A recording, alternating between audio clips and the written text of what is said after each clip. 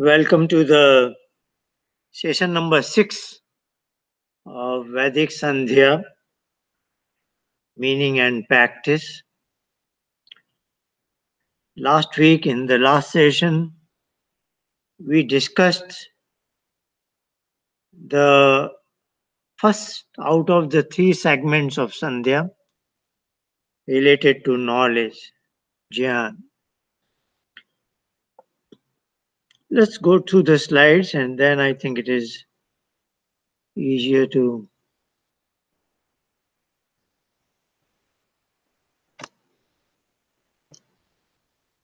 Okay. So that's our title slide. Vedic Sandhya, meaning and practice. This is a slide we used in session 1, our 3 pursuits, namely action, karma, knowledge, jnana, and we want to upgrade the quality of our life by way of upasana. So, what we are discussing, Vedic Sandhya, is a classical means to be in upasana. So, Sandhya is basically an exercise in upasana. Yet, it has been, if I show you that website,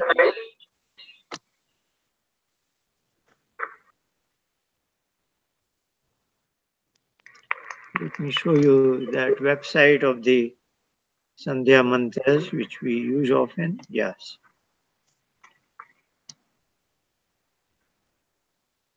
Sandhya begins with this Om Shano Devi Vishtaya. And last 2 weeks we have discussed the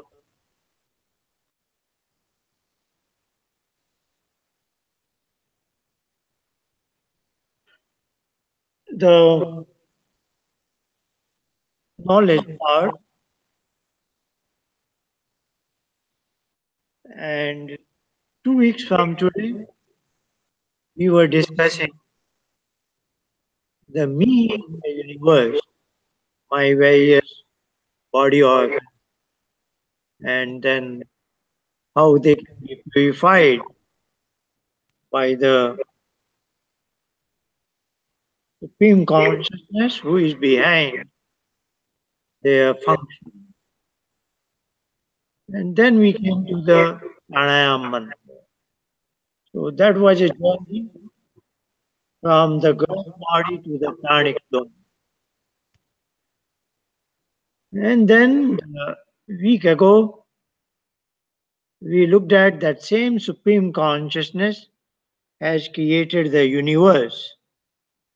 And in these 3 mantras, Vitancha Satyancha Samudradharvadadi and Surya Chandra Masaudhata.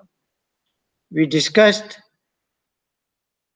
in such a short gist form, but the entire spectrum of the philosophy of creation, how the time and space were created, and then in this universe, Swaha, that supreme consciousness is all pervading. So we have gained an understanding about our own self and the universe, and the common denominator is that supreme consciousness who has brought us into the life, sustains our life, and has created the universe around us. So that is the knowledge part, very preliminary skeleton of knowledge that one upasak. Upasak is one who wants to succeed in upasana. The upasak must gain this perspective of the knowledge. If you don't think there is a supreme consciousness that is pervading in this universe, then what are you intending to do in upasana? Upasana is my attempt to be with him. And if I don't have an understanding about him, then there is no point in doing upasana. So, this much of a knowledge and understanding of that Supreme Being in this particular format is very, very necessary.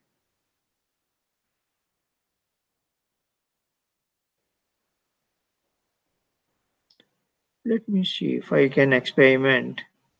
If I go to the other slide, is it coming out on the YouTube? I can't see it. Hmm? On YouTube, I can't see it.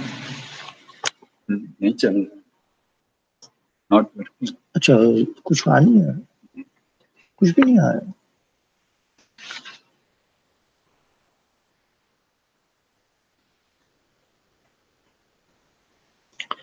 You think the session is not being broadcast? It is. I got in the Hangouts. I can see it. I could see it, but on YouTube, it is not coming. Let's hope it is there in the recording. I will know it. Okay. So going back to my slide, don't want to take a chance. So I am doing in a slow but definite manner. Okay.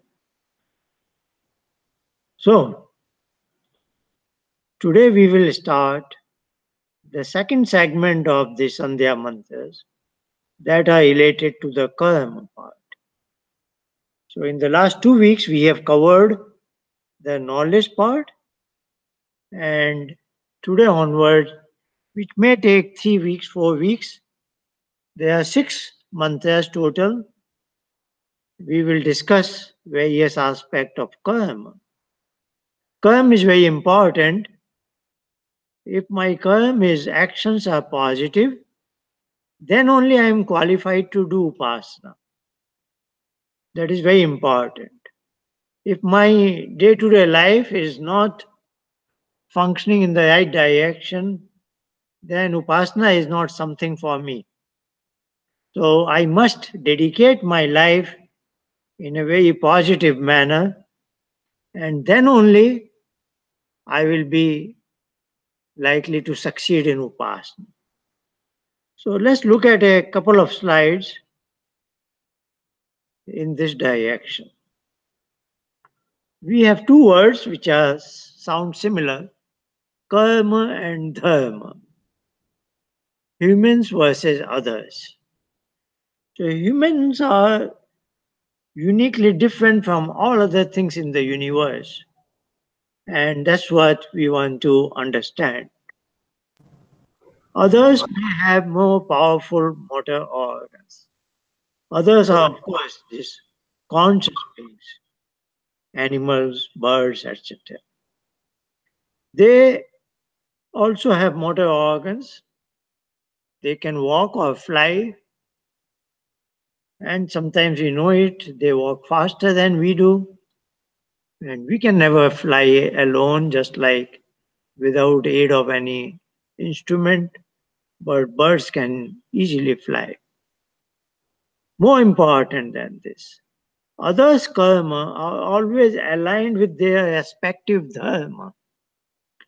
Dharma is their inherent characteristics. A cat is always behaving like a cat. A lion always behaves like a lion. A cow always behaves like a cow. So every species has certain inherent characteristics, that is its dharma, and they behave according to their dharma. However, human species are unusually different in the sense we have some desirable characteristics. That is human dharma. Like I should be truthful, I should not hurt others, and so on and so forth. That is our dharma. That's what I expect from others to me. So when I am at the receiving end, I expect others will behave as a gentle human being must be behaving, according to desirable human traits. That is human dharma. And mostly we know it in almost all the circumstances. But we have this unusual freedom to deviate from their dharma even if we know it. So that's what makes us singularly, uniquely different from all other species in the universe. They always act according to their dharma, the way they are programmed, the way they are expected, but we have freedom. We can be truthful and we can, if we want, we say something that is false. So we have the freedom to act in according to dharma or different from dharma. What we finally act is our karma, or that is my action. To put it in a different way, for all the species, its karma are coinciding with dharma. But in case of human beings, our karma may or may not coincide with dharma. So karma is a word exclusively for human beings only. Because I am exercising my freedom and my actions may be aligned with dharma or may not align. So it's a technical term. It cannot be translated simply as whatever I do. If I eat food, an animal also eats food. If I say I am doing karma when I am eating food, then I will have to say that animal is also doing a karma when it eats food. But there is a difference. A cow will never eat meat, for example. We are talking about action of eating food. But a human being, though we are programmed, we are designed to be herbivores, but many human beings may elect to eat meat. So that is his karma. So in my vocabulary, usually, whatever other species do, I will say it is their activity. It is not quite their karma. It is something activity. It is just merely functioning what it is supposed to be functioning. So this is freedom we have to understand. And that's what is our, as if this is the way Supreme Consciousness wants to test us. If on the benchmark of karma I function as a better human being, then I am allowed to succeed in Upasana, as if those doors will open. Otherwise, if your karma are of inferior quality, you may sit for with your eyes closed many minutes, many hours, but you are not likely to succeed in Upasana. So that's why this second segment of Vedic Sandhya is very important. It is demanding that your karma should be of certain quality. That is represented in the next slide. Because this, based on our karma, we fall into different categories.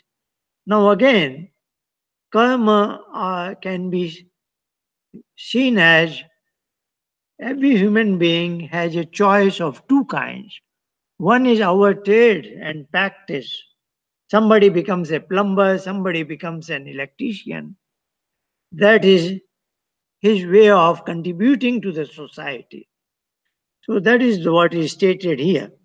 We have different trades and professions, accountant to zookeeper, which is based on our specialization and division of labor.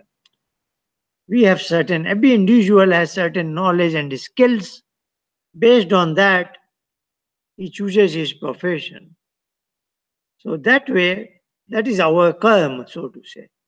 But what is very important is the qualitative nature as any profession within an accountant, or I am an architect, or I am an engineer, doctor, whatever am I can be a good human being or a bad human being, whether I follow my dharma or not. So that's what is mentioned as three categories of human beings depending on how our karma affect others. If I give and take in equal measure, I am a average person. Sanskrit term is manushya.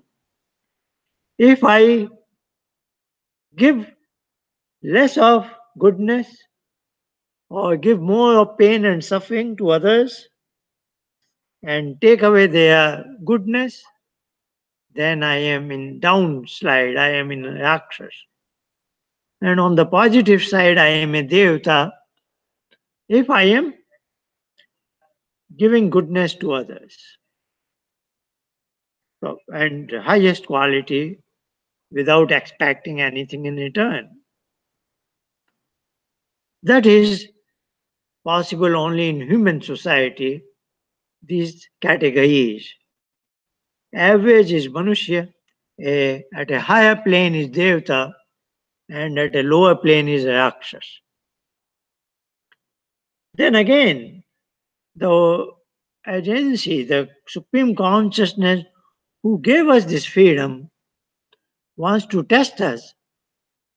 Because if it has something very exotic, something exorbitantly wonderful that it wants to give to some chosen ones, then there has to be some criteria.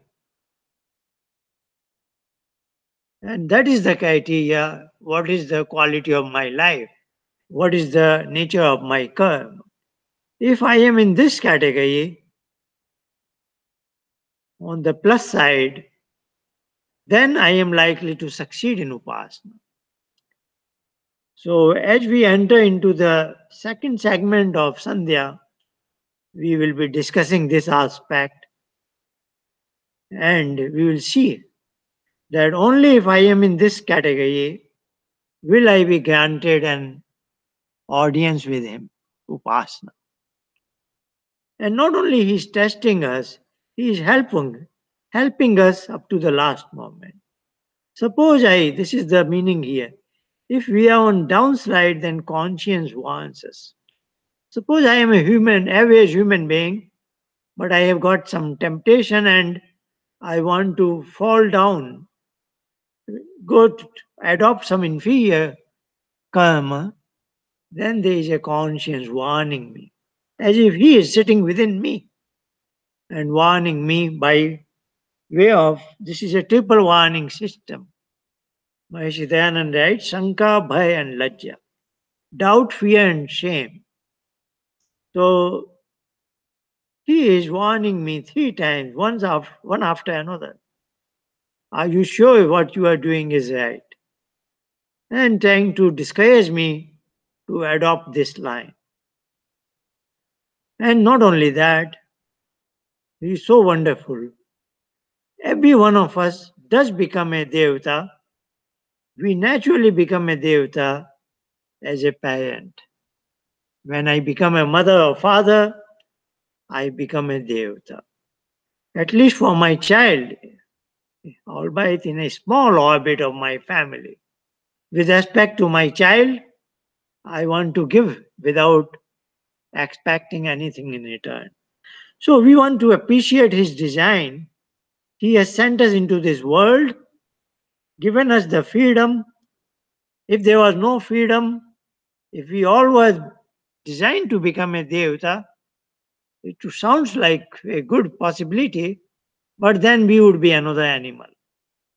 So human beings can are concerned with Upasana because they have these kind of freedoms. And that's the way we want to look at it. In this background, our second segment of the Vedic Sandhya.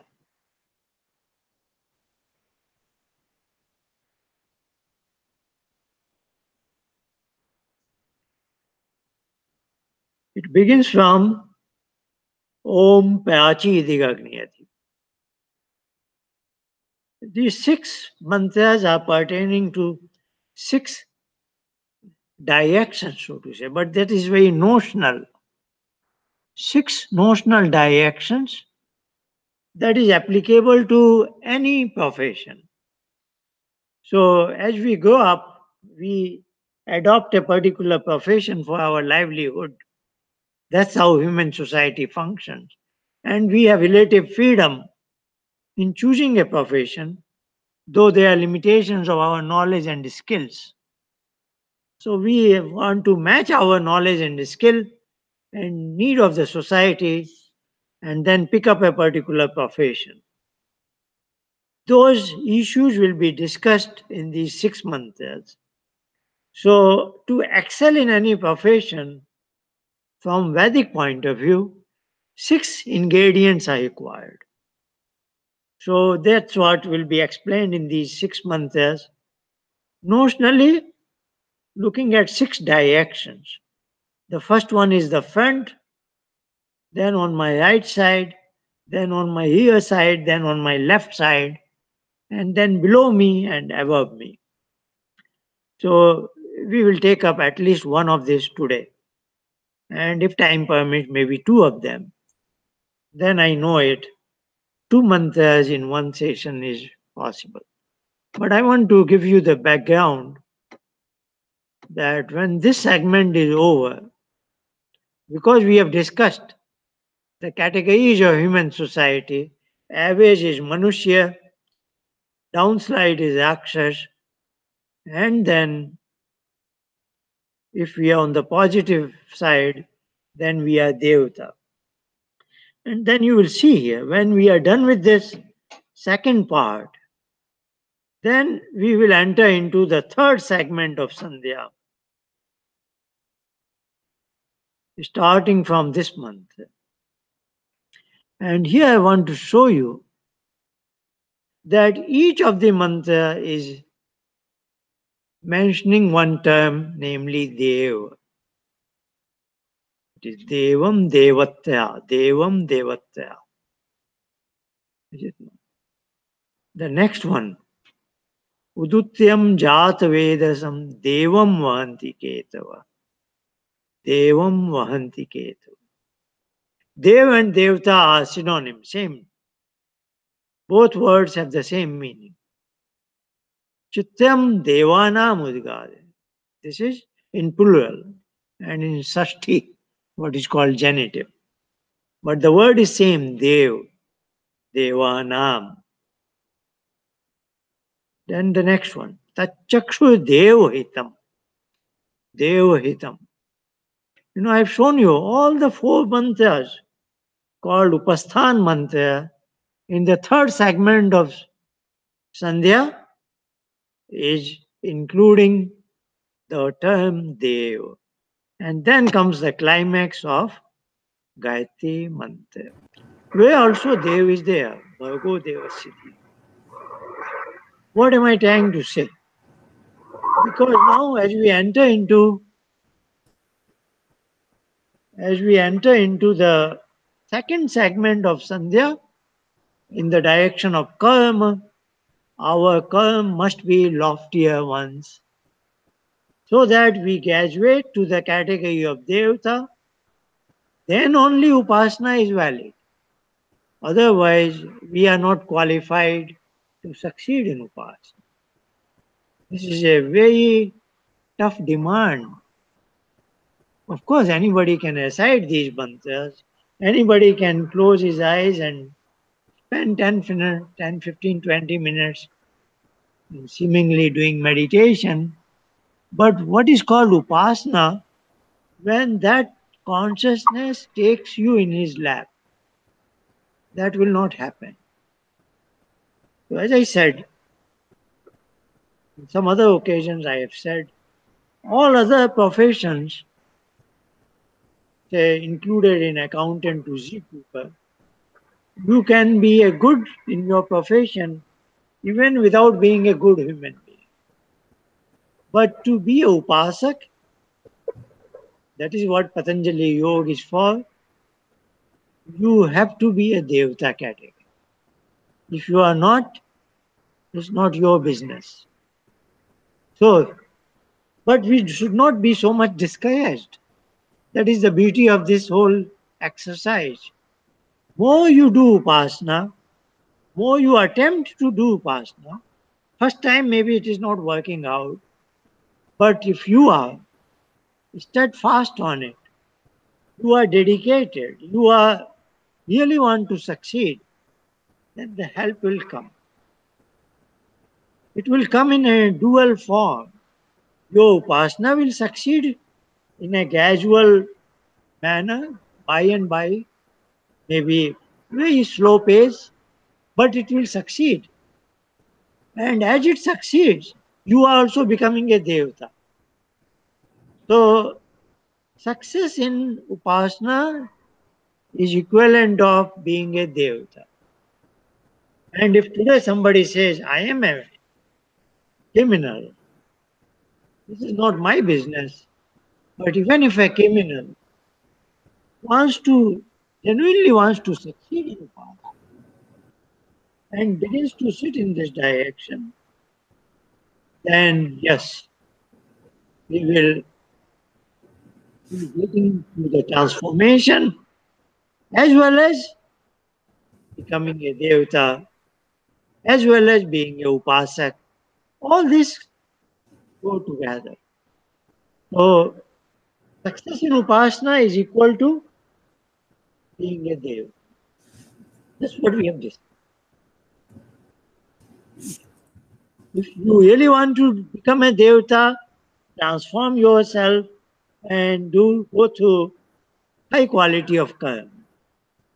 That is a quick mode, and then you will find that you are able to succeed in Upasana in a rather quick manner.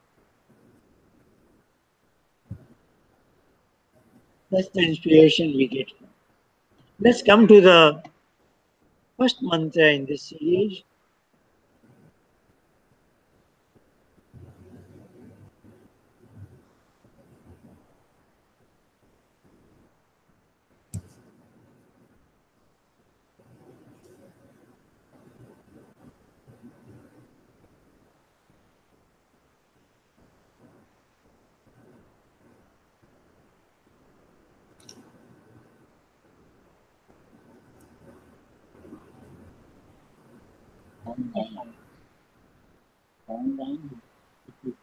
Oh, yeah. That's, that makes sense.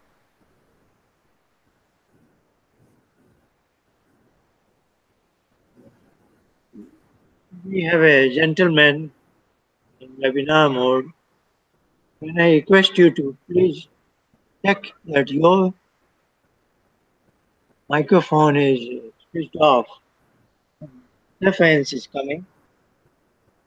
Yeah, thank you. Thank you. Okay, let's go to the first mantra of this series.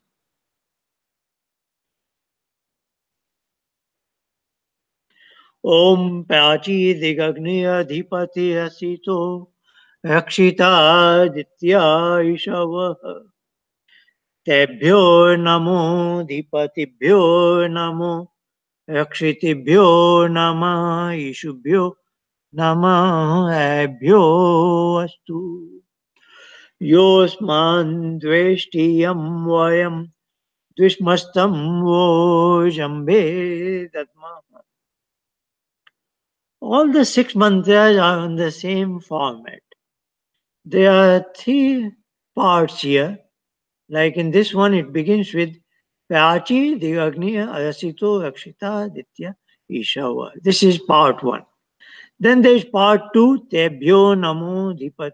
It ends with Abhyo Astu. And finally, Yo Asman Dveshti Yam Vayam Dvishmastam Vojam. Now, in these six mantras that are in this segment, the first part is changing, but part two and part three are identical. So that is one observation we want to make it, so that we don't have to discuss second and third part in detail every time. Let's look at the first part here. Now here again there are three pairs are there, or I will say actually four. One is the name of the direction, Prachi Dik. This is as if I am focused to the front direction. So this is one pair you can say. This is the name of the direction and the word Dig is for direction. This is first pair. The second pair is Agni Adhipati, as if every direction has a presiding entity. Adhipati is Adi is a prefix like in Adhikar, Adhipati. It is like who has fullest authority. So there is a particular direction and there is a presiding entity there who has the total absolute authority. If you wish to progress in that direction, Adhipati. Then there is a third pair, Asito Rakshita. As if when you are traversing in this direction, you are protected by another entity that is your protector. So one was presiding entity, and as you traverse in the direction, you seek protection from a protector. And then, as you are walking in that direction, you are gaining something by certain means. That is here the last fourth pair, Aditya Ishavaha. So Ishava is it means actually arrows. So as if arrows are, you are sitting on an arrow and that is making you sail through. So this is the means that make you traverse in that particular direction, as if you are sitting on an arrow, and while you are traversing, some entity is protecting you, and you are attempting to reach to that presiding entity. So this is the way to look at this journey.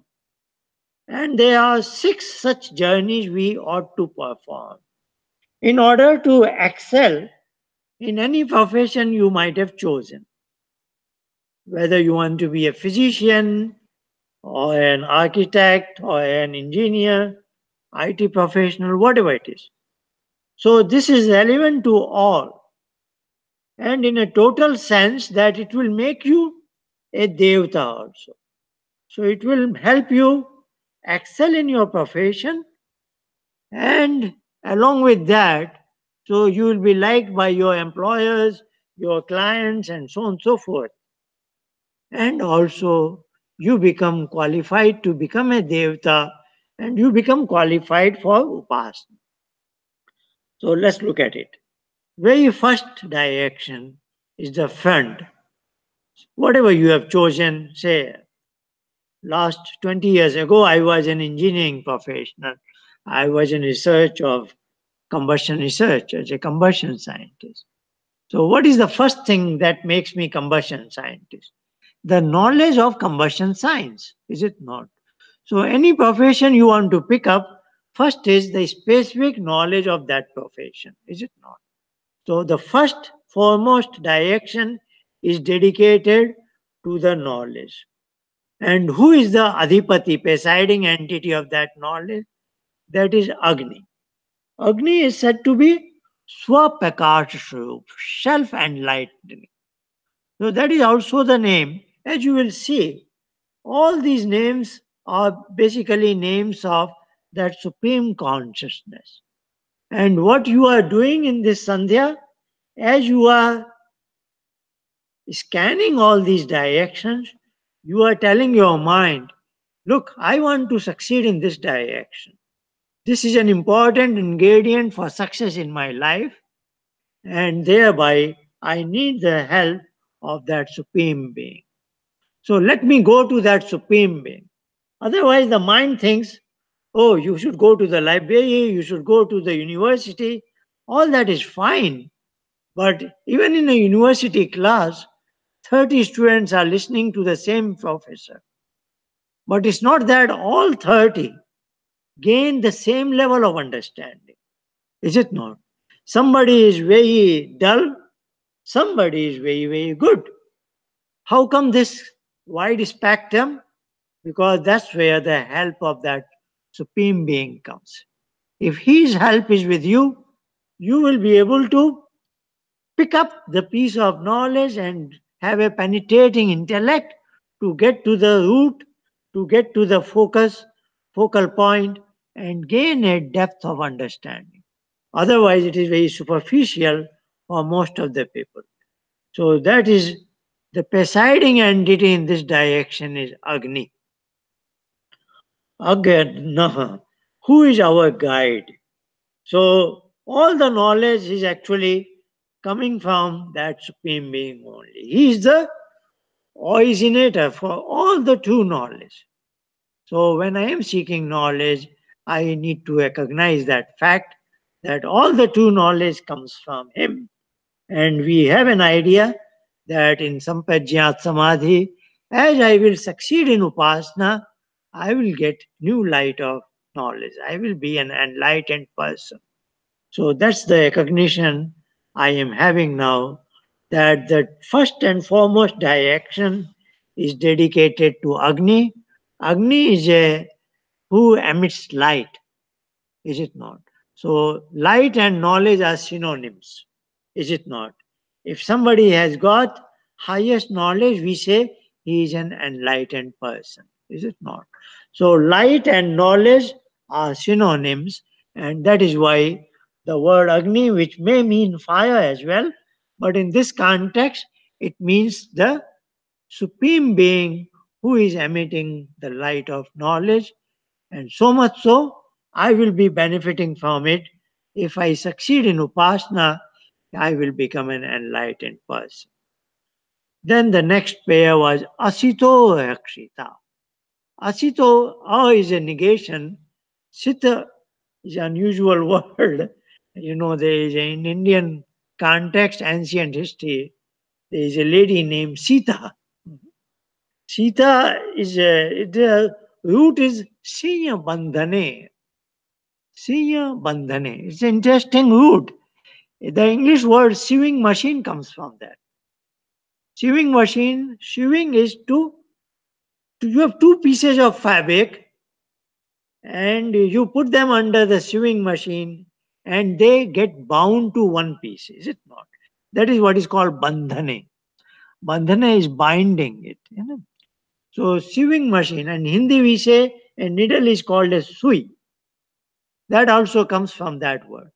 These are interesting. If you know slight Sanskrit roots, it is very interesting sometimes. So that lady is called Sita in the sense a woman's name can be Sita. Interesting name. This is one lady who is so confident that my husband will never go away from me. I have so much positive qualities that I am so charming, not just that I look charming in all my attributes, that my husband will never bother to look anybody else. So I can my husband will be bound to me. So that is a quality of woman that is called as Sita. Hmm? So now it is in a different sense. Asito. Asito Rakshita. So in our faculty of knowledge acquisition, say university or college or whatever is the organization, who should be taking the leading part? I mean, kind of a dean of academic affairs. I am attending a university under the protection of a president or dean of academic affairs. Who is who should have certain quality. And what is that quality? Asito. Asito means he is unfettered. He is not bounded to anything. He is free in his thoughts and expression. That is the highest level of knowledge that knowledgeable person can perform, he is not part of any, he cannot be bound to a particular thought process. He says, I am a totally free man. So, more the knowledgeable a person is, more he will say, I am a free man. I am not dedicated to a particular thought process. I am not a communist that I will always toe communist line. I am not a capitalist that I will follow only this line. I am not a Democrat or Republican that I will always do like that. I am an unfettered person, and my job is to impart education to everybody in a without any favor, without any distinction. So such should be our educational institution, Asito Rakshita. Then, who are our direct communicator? What is the arrow on which I am sitting? They should be Aditya Ishava. So if I were to say a university kind of a setting, then my teacher should be Aditya. Aditya is again with a negation of. Otherwise, it is Ditya. Ditya is for Dvitva. It is Do Aukhandana, it is called as. If something can be broken into two pieces, this is Dvitva. So Aditya's negation of it, it is one pointed. So a good teacher is one who has no doubt in his mind. He knows that this is this and that is that. If there is a doubt, if there is an element of doubt, maybe it is this, maybe it is that, then your knowledge has not reached the climax. You have still an element of doubt. Your understanding is not complete. So, for any human being who wants to pick up a profession, the first thing he ought to acquire is the knowledge, specialization, knowledge particular to that particular profession, and that he should realize all the true knowledge emanates from that supreme being, Agni, and he should go to an institution where his teachers are like Aditya, and those teachers are functioning under the protection of somebody who is Asita, Ashita, Akshita, who is unfettered. They have no allegiance to any particular person, any particular organization, any particular religion, any particular compartmentalized thinking process. They are like free, like bird. They have absolute freedom of thoughts. That should be our protectors running our educational institution. Then, as I succeed in this, as I go through this process, I should be very humble enough. I should bow to them. Nama is to bow to them. I want to be express my gratitude every moment as I go through the education process. To all of them, Tebhyo Namo. And then in particular to whom? Adhipatibhyo Nama, the presiding entity. Rakshitebhyo Nama, to those who are protectors. Asito Rakshita. Ishubhyo Nama, to those who are my direct teachers, with whom one to one I learned so many things. Ishubhyo Nama, Abhyo Astu, to all of them. And then I also want to say something. Yo sman dvesti yam vayam dushma. Those who are envious of me, because in any path of life, as you make some progress, there are other people who don't like it. They may not be Devta, they are ordinary people, they may not like your progress. So you are saying, may they not be jealous of me, may they not have negative thoughts about me, and nor should Vayam Dushmastam, nor should I have any jealousy or any envious feeling toward others who are doing good. So, whenever you are in an educational setup, you do better than many, and there are many others who do better than you. But there should not be any ill feeling towards anybody. Wo jambhe datma. All this jealousy and enviousness, I don't want to be concerned about it. I just say that that is best taken care of by that supreme being. So I just don't want to be concerned about that. So this particular mantra was the very first direction I am concerned with. That is knowledge acquisition related to the profession I want to choose. And in that we have seen there were three pairs: the adhipati, the presiding entity, that is absolute entity, and anything absolute is always true with only that supreme being. Then there is a rakshita, protectors in that process. They are senior people who organize that institution, organization, and make it functional. And then I am in direct contact with one to one with certain teachers. They also have such characteristics. Teachers should be aditya, their learning should be to a very, very fine quality.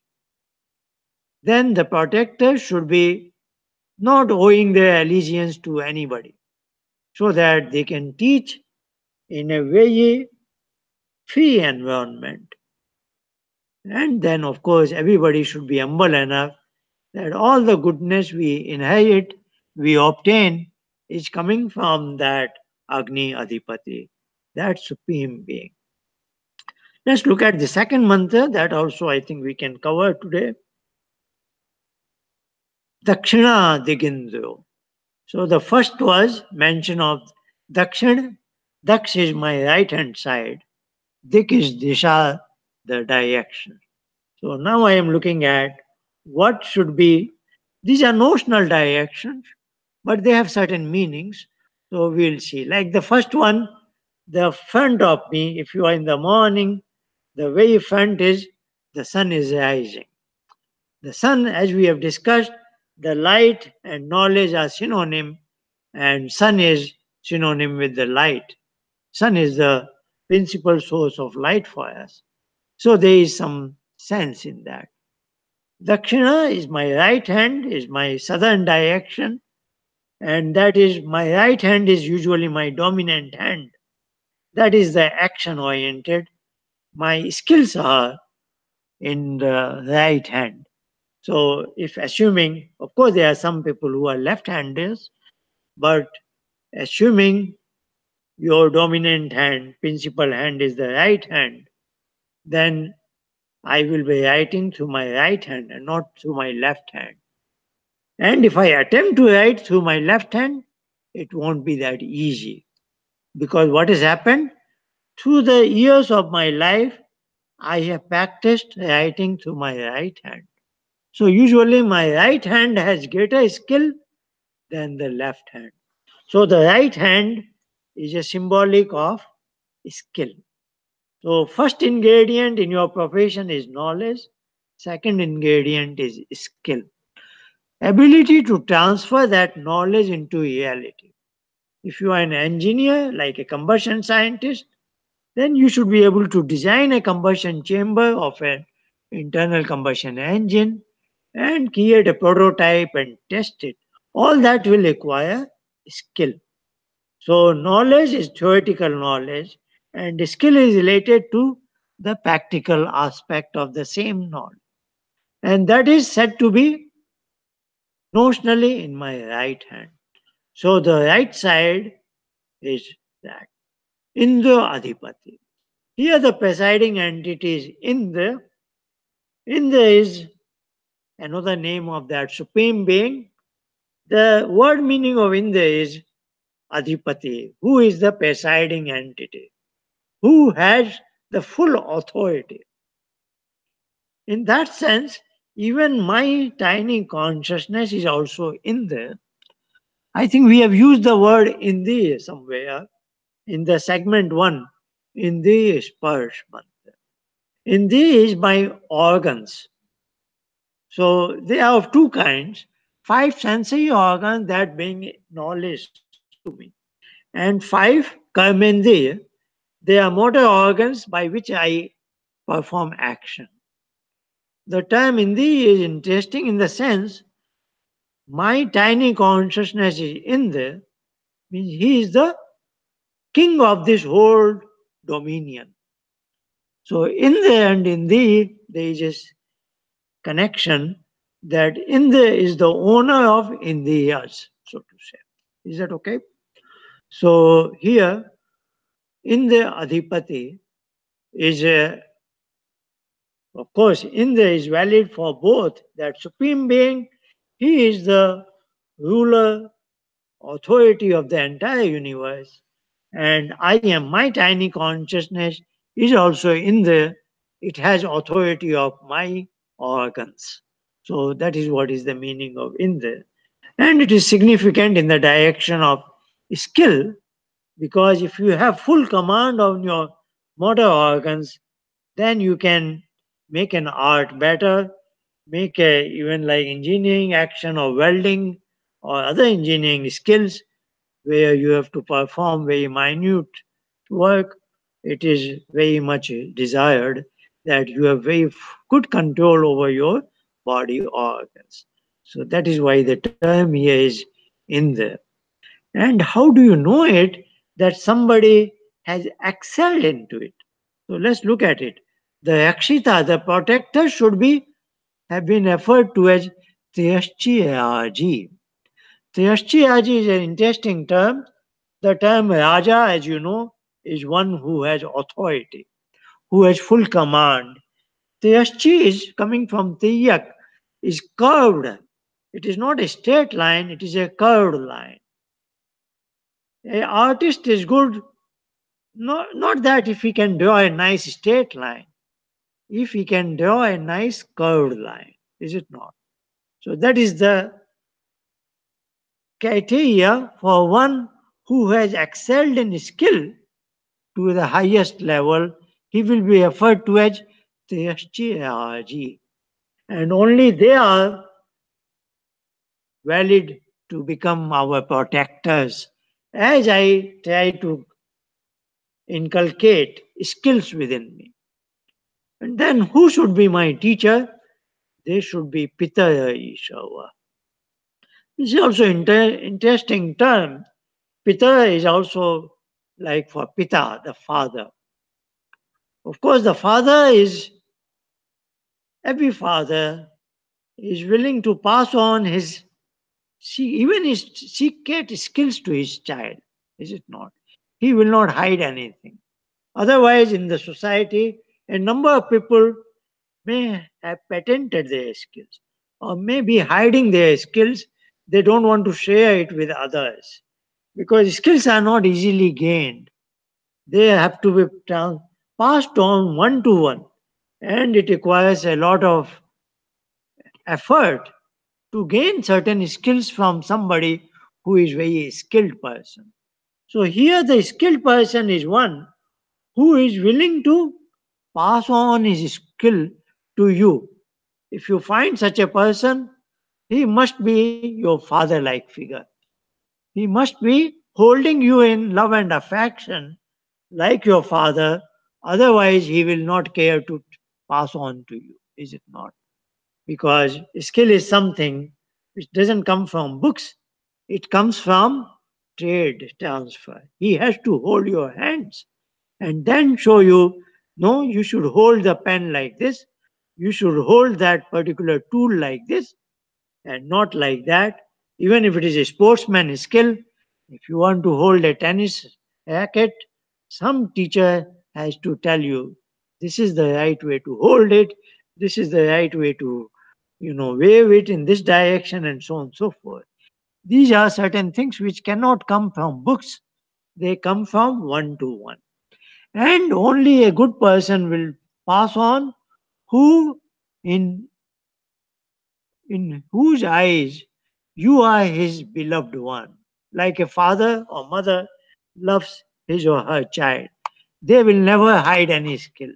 They are willing to pass on to their child, and you should find such a person in the community who is willing to pass on his skills. And that will be your Pita. He is that particular arrow which is your on which you are riding on. And you are riding in an environment that is protected by those who have theastriology, who have such a wonderful command that he can be classified as theastriology. And finally, of course, the presiding entities in the Adhipati. Of course, nothing is the best art is what you see in the universe. Every flower is good, every cloud is wonderful, beautiful. That is the supreme artist in the Adhipati, under whose benevolence we also gather some skills, but not through him direct, but through various agents in the society who can be called as the Theastriaji or Pita, etc. Okay, so we have scanned through two directions to gain proficiency in our profession, namely knowledge and skill, and then there are always three entities. One is one to one conveying the skill or knowledge, the teacher, the trainer. Then the next level, under the overall protection that organization functions, they should also be kind and benevolent. And of course, we are under the kindness and benevolence of that Supreme Being. And we should be very grateful to them. Tebhyo namo dipatibhyo namah. And in so doing, we should not be envious of others. So, this is what was the message today. Let's perform the Sandhya as we have been doing in the past, reciting the mantras. We will do 3 cycles of pranayam also and integrate those pranayam mantras. And at the end, very close to the end, we will recite the Gayatri mantra, which we will do twice, once in this regular volume and then in whispering sound. That is a hint that finally in Upasana there is no sound. So we make this sound level diminish to let our mind know that eventually the sound must disappear. Not only the sound, all its meaning, everything, including any fluctuation in my mind. That's what Patanjali says is chitta vetti nirodha. And then only yoga will happen, union will happen. Yoga chitta vetti nirodha. So here it begins.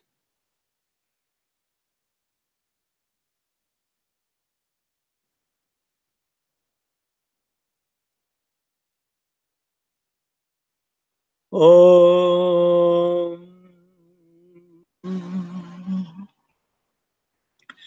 Om Shanno Devi Avishtaya Apo Bhavantu Pitave Sanyoyavisyavantu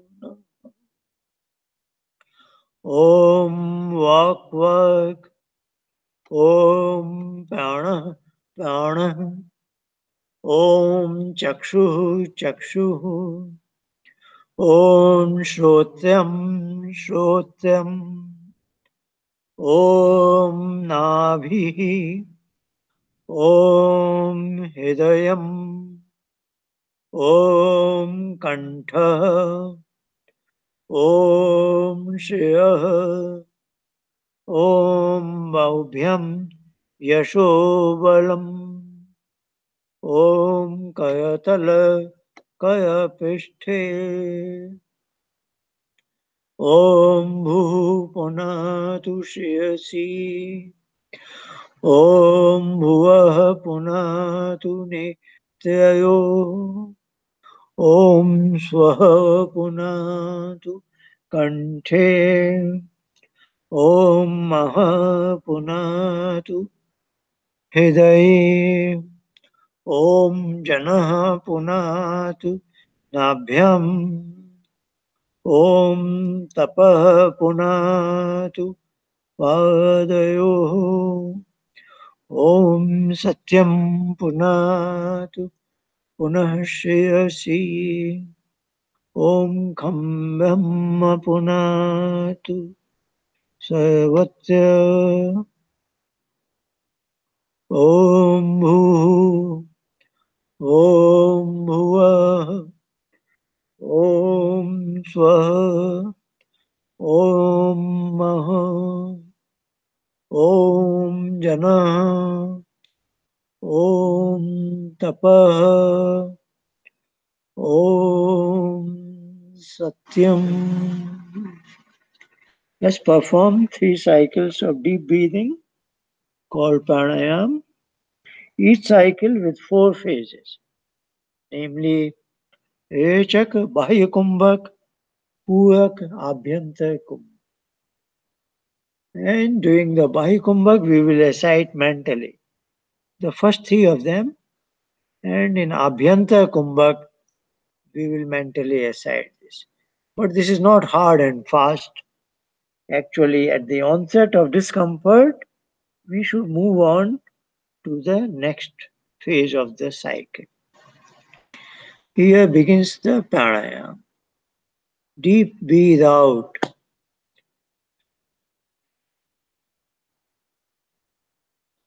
Om Bhur Bhuvah Svah. Deep breathe in. Om Bhur Bhuvah Svah. Mahajana Tapa. Breathe out.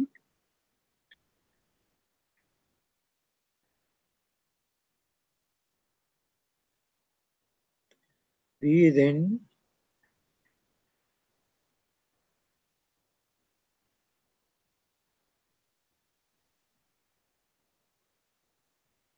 Breathe out.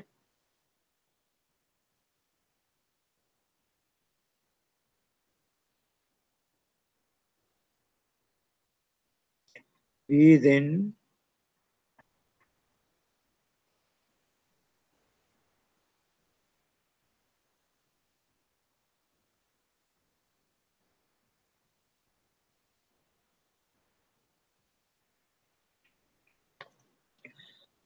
That was our pranayam.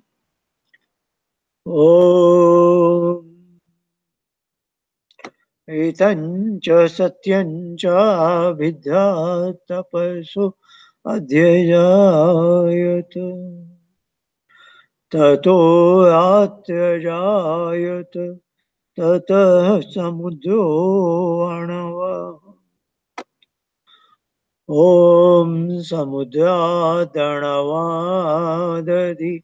संवत्सरो अजायत अहोरात्राणि विदधद्विश्वस्य विशतो वशी ॐ सूर्यचन्द्रमसौ धाता यथ पूर्वमकल्पय दिवं च पृथिवीं चान्तरिक्षमथो विश्वम् ॐ शन्नो देवी अभिष्टय आपो भवन्तु पीतये संयोऽभिस्रवन्तु नः ॐ राचीदिगग्नेऽधिपति रसितो रक्षिता दित्याहिषवः तेभ्यो नमोऽधिपतिभ्यो नमो अक्षितिभ्यो नमः ईशुभ्यो नमः एभ्यो अस्तु योऽस्मान् द्वेष्टियं वयं दुष्मस्तं वोजम्बे दद्मः ॐ दक्षिणादिगिन्द्रो दीपतिस्थियश्चियाजि रक्षितापितैषव तेभ्यो नमो दीपतिभ्यो नमो रक्षितेभ्यो नमः ईशुभ्यो नमः भ्यो अस्तु योऽस्मान् द्वेष्टियं वयं दुष्मस्तं वोजम्बे दद्मः ॐ प्रतीचि दिग्वरुणोऽधिपतिपदकुरक्षिता अन्नमिषव तेभ्यो नमोऽधिपतिभ्यो नमो अक्षितिभ्यो नमः ईशुभ्यो नमः भ्यो अस्तु योऽस्मान् द्वेष्टियं वयं दुष्मस्तं वोजम्बे दद्मः ॐ उदीचीदिक्सोमो धिपतिः स्वजो रक्षिता अशनीषवः तेभ्यो नमोऽधिपतिभ्यो नमो रक्षितेभ्यो नमः ईशुभ्यो नमः एभ्यो योऽस्मान् द्वेष्टियं वयं दुष्मस्तं वोजम्बे दद्मः ॐ ध्रुवादिविष्णुयाधिपति कर्माशगीवो रक्षिता वियुधैषव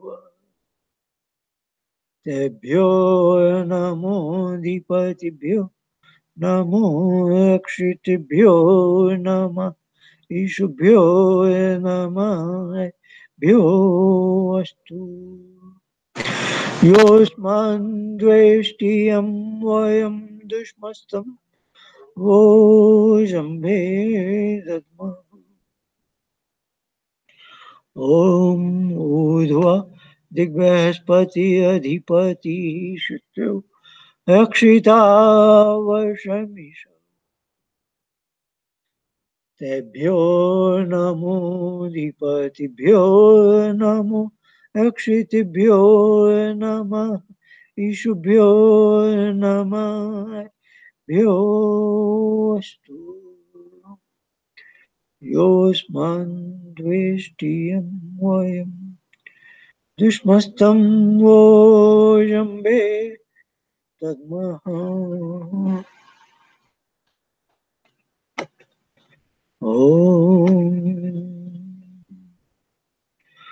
उद्वयं तमसस्परि स्वः पश्यन्त उत्तरम्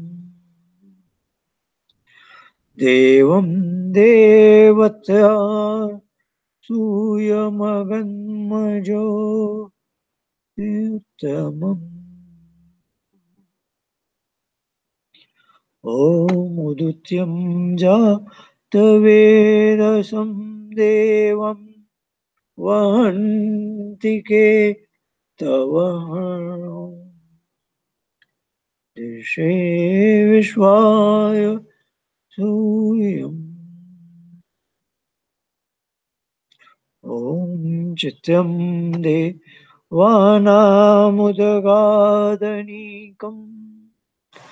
चक्षुरमित्यस्य वरुणस्य अग्नेः आप्याद्यावा पृथिवी अन्तरिक्षं सूय आत्मा जगतस्तस्थुषश्च स्वाहा ॐ तच्चक्षुदेवहितं पुरस्ताच्चुकमुच्च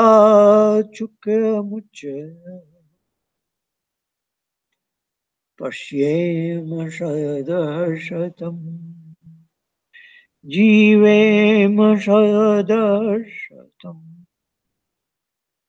शृणुयाम सदर्शतम्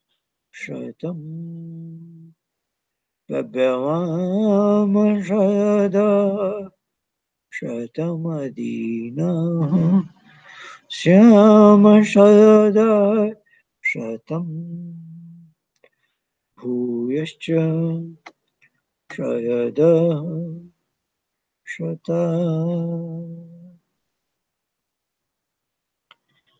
ॐ भूर्भुवः स्वः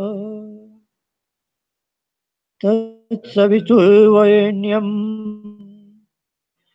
भर्गो देवस्य धीमहि धियो यो नः प्रचोदयात्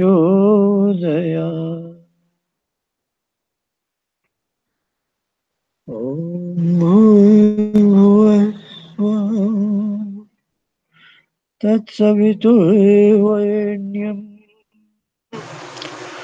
भर्गो देवस्य धीमहि धियो यो नः प्रचोदयात्. Let's attempt to be with Him. If there is anything happening in your mind, instruct your mind to be calm with the sound, mentally excited. Om. Until the bell rings.